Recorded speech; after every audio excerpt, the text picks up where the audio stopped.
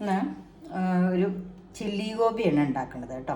അപ്പോൾ ചില്ലി ഗോപിക്ക് ഞാൻ നമ്മുടെ കോളിഫ്ലവർ ചെറുതായിട്ട് മുറിച്ചിട്ട് ചൂടുവെള്ളത്തിലിട്ട് ഉപ്പ് ചൂടുവെള്ളത്തിലൊക്കെ ഇട്ടിട്ട് റെഡിയാക്കി വെച്ചിട്ടുണ്ട്.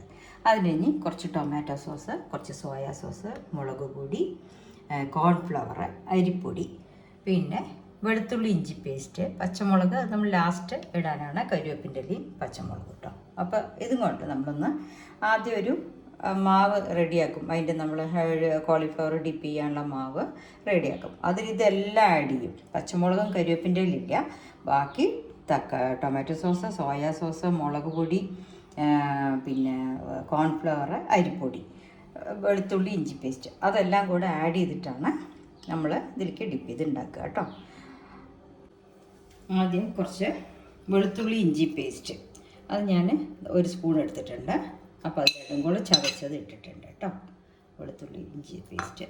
പിന്നെ കുറച്ച് മുളക് പൊടി, അത് നമ്മുടെ എരിവിനനുസരിച്ചിട്ട് ഇടാം. അപ്പം ഞാൻ ഒരു സ്പൂണ് ഇതിലിട്ടിട്ടുണ്ട്. അല്ല ഇളങ്ങനെ വേണ്ടതില്ല, വലിയ പച്ചമുളകിൻ്റെ ഇത് എരിവ് വരാൻ പാടില്ല മുളക് പൊടിയുടെ. പിന്നെ കുറച്ച് സോയാ സോസ്, അതും കുറച്ച്. എല്ലാം നോക്കിയിട്ടിട്ടാൽ മതി. ചിലർക്കൊന്നും അതിൻ്റെ ടേസ്റ്റ് ഇഷ്ടപ്പെടില്ല. കുറച്ച് ടൊമാറ്റോ സോസ്, അത് പിന്നെ എല്ലാവർക്കും ഇഷ്ടപ്പെടും. ഉപ്പ് ഇടുമ്പോൾ സോയാ സോസ് ഇട്ട കാരണം ഉപ്പ് നോക്കിയിട്ടിട്ടാൽ മതി കേട്ടോ എല്ലാവരും. ഇനി മുളക് പൊടി ഇനി ഇത് നമ്മുടെ അരിപ്പൊടി ഇത് ഒരു വലിയ സ്പൂൺ ഇട്ടിട്ടുണ്ട്. ഒരു വലിയ 1-2 സ്പൂണ് അരിപ്പൊടി, എന്നാൽ ആ ക്രിസ്പിനെസ് കിട്ടാൻ വേണ്ടിയിട്ടാണ്. അതേമാതിരി കോൺഫ്ലവറും 2 സ്പൂൺ ഇട്ടിട്ടുണ്ട്. ഇനി ഇത് മുഴുവൻ നമ്മൾ ഇത്തിരി വെള്ളം ചേർത്തിട്ട് കുറച്ച് ഉപ്പും കൂടെ ആഡ് ചെയ്യണേ. ആഡ് ചെയ്ത് നോക്കിയിട്ട് ചേർത്തിട്ട് ഒരു പേസ്റ്റ് ആക്കിയിട്ടാണ് നമ്മൾ ഉണ്ടാക്കുക കേട്ടോ. ഇപ്പം ഞാൻ കോളിഫ്ലവർ ഇതിലിങ്ങനെ ഡിപ്പ് ചെയ്ത് വെച്ചിട്ടുണ്ട്. അപ്പോൾ കുറച്ച് ഡിപ്പ് ചെയ്തിട്ട് നമ്മൾ ഓരോന്നായിട്ട് ഫ്രൈ ചെയ്തെടുക്കാം കേട്ടോ. റെഡിയാക്കി വെച്ചിട്ടുണ്ട്. എണ്ണ അതാ ചൂടാറുന്നുണ്ട് കേട്ടോ. അപ്പോൾ അങ്ങനെയാണ് ഉണ്ടാക്കിയെടുക്കുക.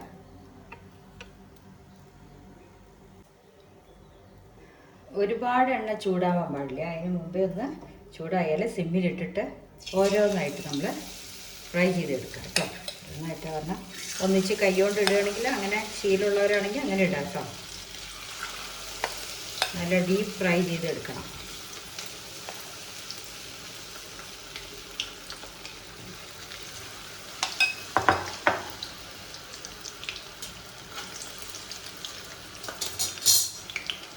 ഇനിയിപ്പോൾ ഇത് കുറച്ചൊന്നായിട്ട് മറിച്ചിടുക.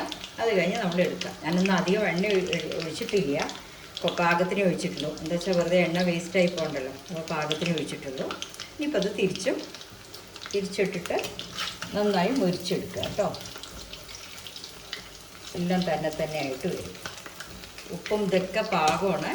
സോയാ സോസ് ഒഴിച്ച കാരണം ഉപ്പിൻ്റെ അളവ് മാത്രം നോക്കിയിട്ട് എല്ലാവരും ഇട്ടാൽ മതി.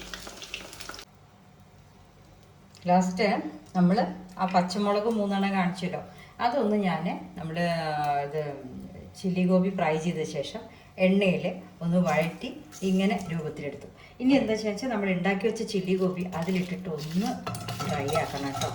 അപ്പോഴാണ് ആ പച്ചമുളകിൻ്റെ ഫ്ലേവർ ഉണ്ട്, അതും കൂടെ അതിൽ വരും. അപ്പോൾ നല്ല ടേസ്റ്റാണ്. ആ മണം അങ്ങോട്ട് വരണം. അപ്പോൾ നമ്മുടെ ചില്ലി ചിക്കൻ്റെയൊക്കെ വാസന മാതിരി വരിക. പച്ചമുളക് വറുത്തതാണ് ആ സ്വാദേ. അപ്പോൾ അതുകൊണ്ട് ഒരു 2 മിനിറ്റ് ഒന്ന് അതിൽ കിടന്ന് എല്ലാം കൂടെ ഒന്ന് ഫ്രൈ ആവണം കേട്ടോ. നമ്മുടെ ചില്ലി ഗോപി ഇങ്ങനെ റെഡി ആയിട്ടുണ്ട് കേട്ടോ. അതിൽ അധികം കോട്ടിങ് കൊടുത്തിട്ടില്ല. അധികം കോട്ടിങ് കൊടുത്താൽ മാവ് കടിക്കുകയുള്ളൂ. അപ്പോൾ ഞാൻ ജസ്റ്റ് ചെറുതായിട്ട് കൊടുത്തിട്ടുള്ളൂ. കാരണം നമുക്ക് ഫ്ലേവറൊക്കെ പച്ചക്കറിയിൽ മുട്ടിയിട്ടുണ്ടാവും കേട്ടോ. Okay, thank you. നമ്മുടെ ചില്ലി ഗോപി റെഡി ആയിട്ടുണ്ട്. അപ്പോൾ കാണുമ്പോൾ തന്നെ കഴിക്കാൻ തോന്നുന്നില്ലേ? എല്ലാവരും ഉണ്ടാക്കി നോക്കൂ കേട്ടോ. അടിപൊളി ടേസ്റ്റാണ്. Okay, bye, thank U.